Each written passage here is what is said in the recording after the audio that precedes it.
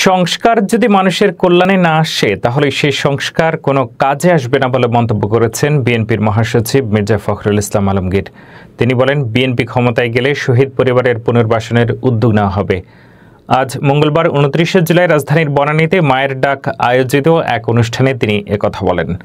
মির্জা ফখরুল বলেন, রাজনৈতিক পট পরিবর্তনের সঙ্গে অনেকেই ভালো ভালো জায়গা দখল করেছে, মন্ত্রী হয়েছে, ব্যবসা বাণিজ্য দখল নিয়েছে, কিন্তু যারা আত্মহুতি দিয়েছেন তাদের দিকে কেউ তাকায়নি।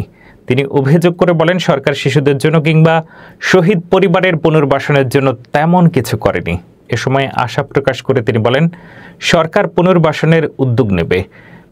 মির্জা ফখরুল আরও বলেন, যারা গুম হয়েছেন তাদের ফিরিয়ে দিতে পারবো কিনা জানি না, তবে ক্ষতিগ্রস্ত পরিবারগুলোর জন্য কিছু করার সুযোগ আছে। তাদের জন্য কিছু না করলে সবাই দায়ী থাকবে। নিখোঁজ সদস্যদের বিষয়ে তিনি আরও বলেন, গুম কমিশন প্রতিবেদন দাখিল করলেও নিখোঁজদের খুঁজে পাওয়ার বিষয়ে তেমন অগ্রগতি হয়নি।